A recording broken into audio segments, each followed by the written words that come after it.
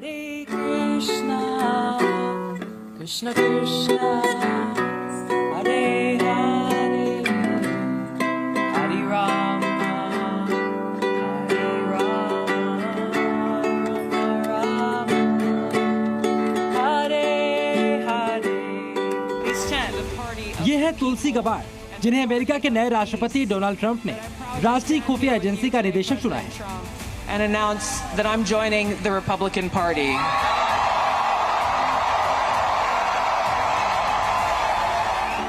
जिनके नाम में तुलसी हो और जुबान पर हरे कृष्ण हरे राम, वो दुनिया में हिंदुओं की कितनी बड़ी पैरोकार होंगी समझा जा सकता है।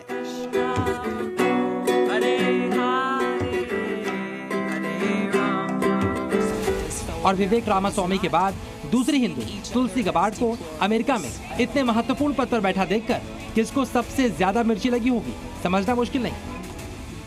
लेकिन तुलसी गबार्ड के अमेरिका की राष्ट्रीय खुफिया एजेंसी का निदेशक बनने की खबर उनके कुछ पुराने बयानों के बारे में जानकर पाकिस्तान और बांग्लादेश की कट्टरपंथी सरकार को और दर्द देगी। तुलसी गबार्ड हिंदुओं के लिए खुलकर बैटिंग करती रही हैं।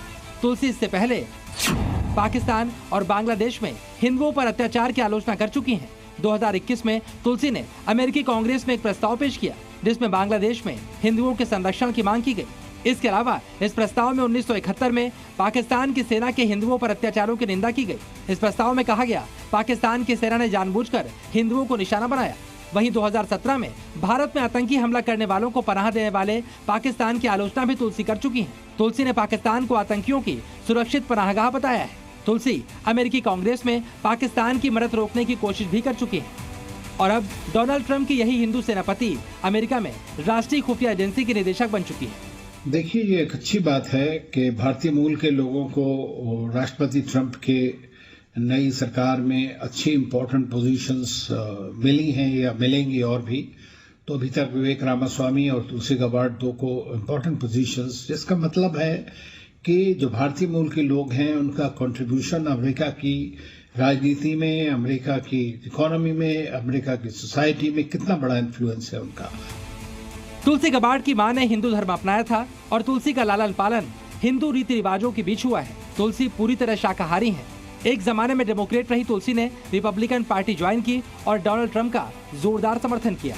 ट्रंप ने भी बांग्लादेश में हिंदुओं पर अत्याचार पर नाराजगी जाहिर की थी और अब भारत से जुड़ाव महसूस करने वाली तुलसी को राष्ट्रीय खुफिया एजेंसी का निदेशक बनाकर दुनिया में हिंदू विरोधियों को बड़ा संदेश दे दिया है। जैसे स्टेटमेंट्स उन लोग के आए हैं भारत के प्रति अच्छे हैं, तो हमें समझते हैं कि जो एक कॉन्स्पिरेसी थियरी भारत के बारे में चलती है कई बार कई इश्यूज के ऊपर में, या अननेसेसरी प्रॉब्लम्स क्रिएट की जाती हैं, तो हो सकता है कि वहां पर वो एक ऑब्जेक्टिव ओपिनियन भारत के बारे में। जी न्यूज़।